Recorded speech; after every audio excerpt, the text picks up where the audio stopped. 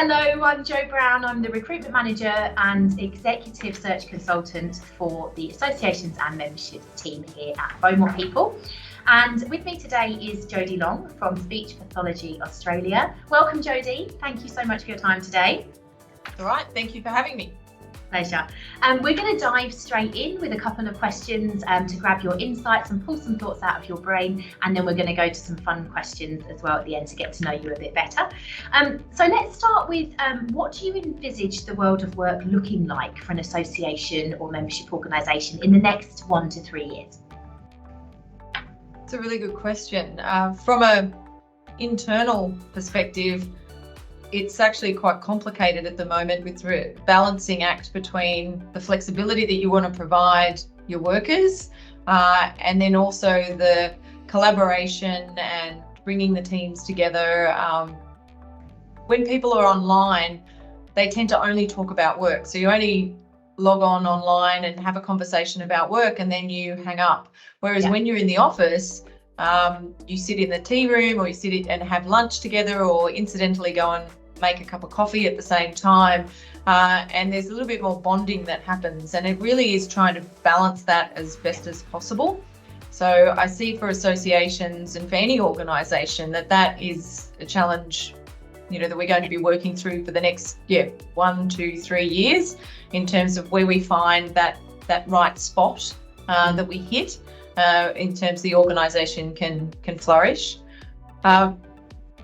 Because for associations in terms of where they're headed for the next 1 to 3 years, I think the world of AI is on our doorstep, and I think that really will have a significant impact on the way that we work internally as well, but also how we can be responsive to members, provide really good service for members, and I think that might probably have a significant impact in how we operate and deliver for our members. Yeah, absolutely. No, I agree with you there. That's great. Thank you. And can you share some insights into the new initiatives that you've tried or you want to try to explore further within your association? Yes, so we are a self-regulating association. So we have a regulatory arm as well as the membership functions that we perform as well. We do have a bit of a branding, concern at the moment in that publicly and even with our profession, we are really seen as the regulator. And unfortunately, we're not seen as providing a really great membership value proposition. So for the next year and probably leading into 2 years, we're very much focused on really bringing alive the member value proposition and explaining to members and demonstrating to them that we're not just a regulatory body. That is one program that we have out of a myriad of things that we do for them. And so that will be a big focus for us over the next couple of years. Yeah, great. Fantastic. Thank you so much. And I guess linked to that, Jodie, what are you doing or what's on the horizon for initiatives that are engaging younger members and maybe new professionals to become a member in your association? Yes, so for speech pathologists who have just graduated, we do have a mentoring and supervision program that we have set up, where we are encouraging more experienced speech pathologists to become mentors, to be able to provide that really great support for that entry-level professional. It is a big leap once you leave university and then suddenly start working, and obviously your workplace provides you with support as well, but there are a number of instances where you can go out and be a sole trader as well, or you're working with one other speech pathologist, and so having that other avenue of mentoring and support is really, really important. We also have an early career networking group as well, so that they can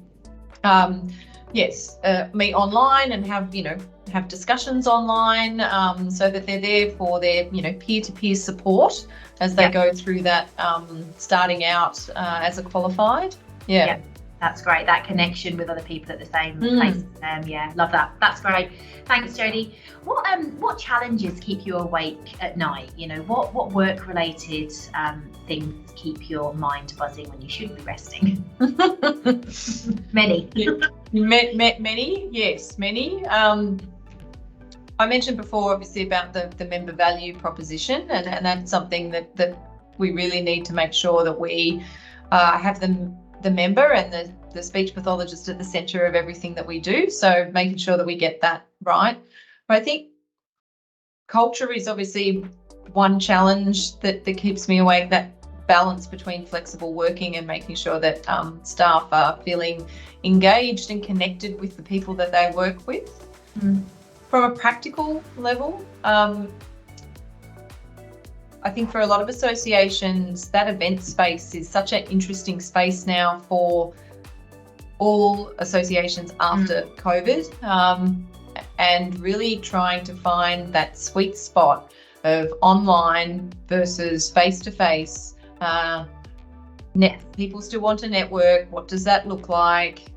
People are time poor, and how do we find that real sweet spot, particularly when there is a lot of other avenues that members can go and get their professional development. They don't necessarily need to come to the association. So that is a big area that we're focused on. Prior to COVID, Speech Pathology Australia ran a significant number of face-to-face events, but that world has now changed. Constant change, isn't it? Okay. Thank you for letting us in on those challenges. Amidst all the professional juggling that you do, Jodie, what is the one guilty pleasure that you have that helps to power you through the day? I don't know whether you would really call it a guilty pleasure, but I do. I used to just have my 1 cup of coffee in the morning.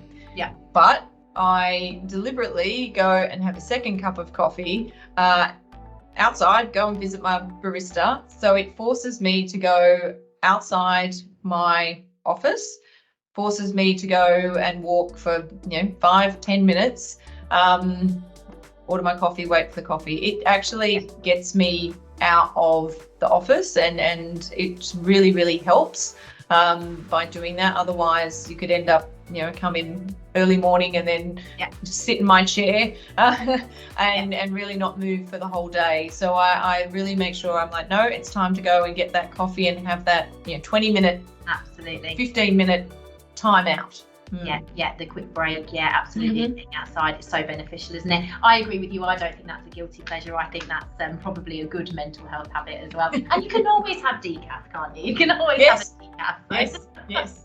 I love that. Thank you.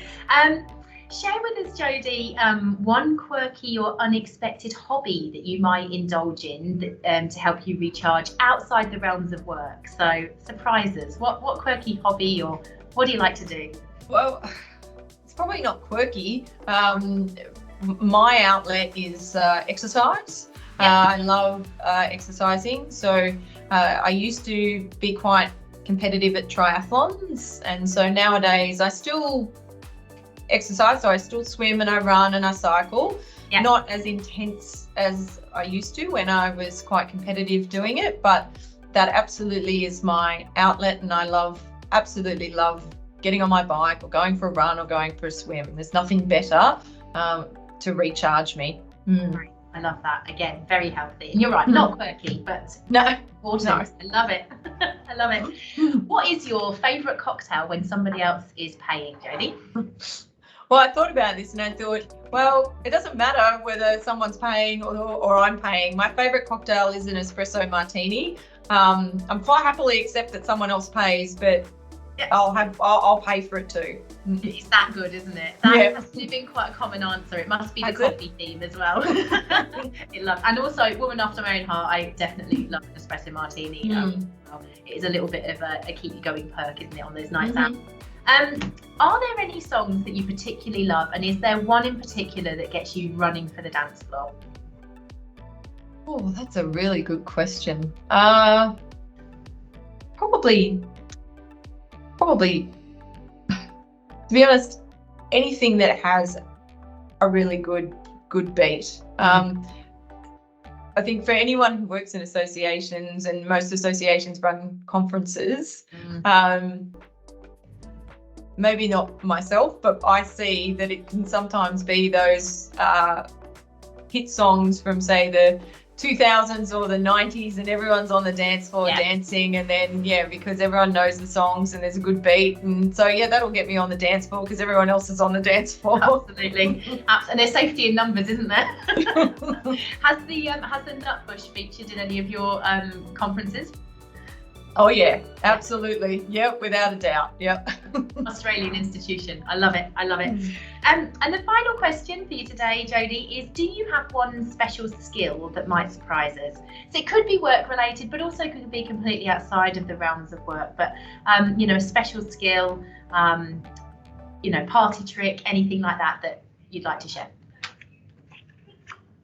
Yeah, look, I don't have I wouldn't necessarily say it's a special skill, but something I guess people don't, necessarily know about me is that I'm a lifesaver at the Port Melbourne Lifesaving Club. So in terms of, I guess, special skills, then I do have skills to be, a lifesaver. I also have skills, they call them the rubber duckies, the red inflatable boats. So I have the skill to go out and rescue people in those rubber ducky boats. I've got my quals in that. So I guess they're different skills to my everyday job. Yeah, I love that, and I would call that a very special skill. Being able to save a life would be right up there for me. So I feel very safe in a rip near you. Yeah, thank you. Yeah, that's good. Jodie, thank you so much. That was amazing insights and great to get to know you better. Thank you so much for all of that. Really appreciate it.